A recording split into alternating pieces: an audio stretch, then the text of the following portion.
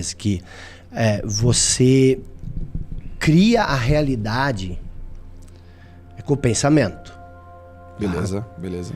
E isso é verdade, nós criamos a realidade com o pensamento. Tudo começa com uma ideia. Só que aí vem aquela questão, pronto, mas por que eu penso tanto naquilo que eu quero e eu não consigo criar isso na minha vida? Então, são 3 premissas. Primeiro, você tem que acreditar nessas 3 premissas. Quem cria a sua realidade? Então, você só pode responder 2 coisas. Eu ou alguém outro. Ou um misto dos 2. Mas, no final das contas, se você fizer a análise, você vai ver que é você que cria a sua realidade. Você tem o poder. Existe uma relação entre o que você faz e o que você colhe.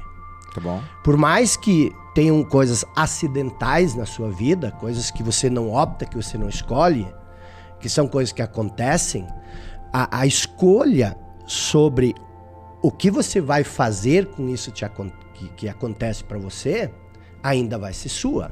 É aquela famosa colocação do filósofo francês Jean-Paul Sartre. O homem não é aquilo que acontece com ele, mas aquilo que ele faz com o que acontece. Então não importa como você nasceu, o lugar onde você nasceu, a educação que você teve, os abusos que você sofreu na infância. Isso tudo é importante, deixa cicatrizes, mas a responsabilidade sobre como você vai lidar com isso vai ser sua.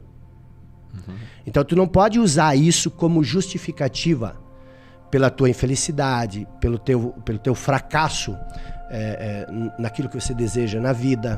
Por quê? Porque você tem opções, você tem escolha, por mais dolorido e marcante que isso seja. Então esse é o primeiro ponto. Você cria a sua realidade. Okay. É você. Aí o segundo ponto que você tem que se perguntar, ok, se eu crio a minha realidade, como eu crio ela? A segunda premissa, eu crio a minha realidade com o meu pensamento. Então, se é você que cria a sua realidade, se você cria a sua realidade com o pensamento, terceira questão que você tem que fazer é o seguinte, mas eu sou livre para pensar naquilo que eu quero? Putz, aí pegou. E aí você vai pensar o seguinte, cara, tá o Joel, tá o Jacob falando aqui, e tá uma conversa boa, mas eu tenho total liberdade de pensar no que eu quero. Eu não preciso concordar com o que o Jacob fala, eu não preciso concordar com o que o Joel fala. Então, nós temos controle total sobre o nosso pensamento.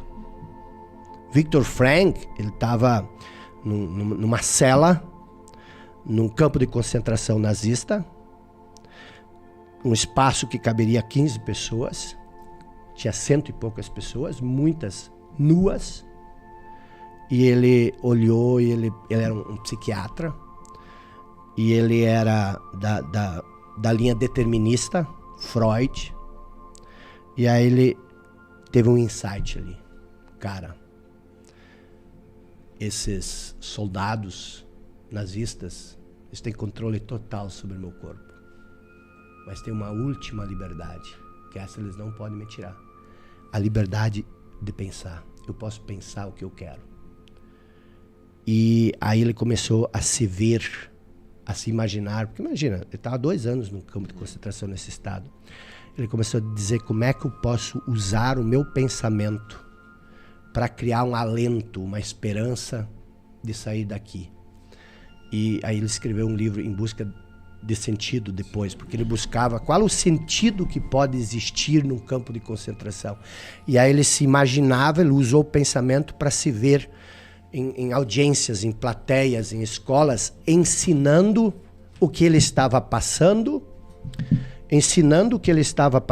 para que isso nunca mais acontecesse.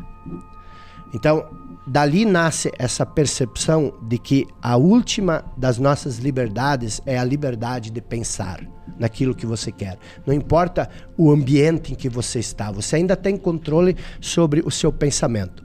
Então, nós temos 3 premissas.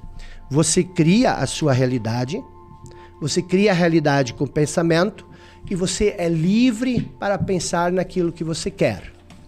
Mas aí, vem uma outra pergunta. Se você cria a sua realidade com o pensamento, se você é livre para pensar o que você quer, por que você não consegue criar a realidade que você quer? É a pergunta que eu ia te fazer.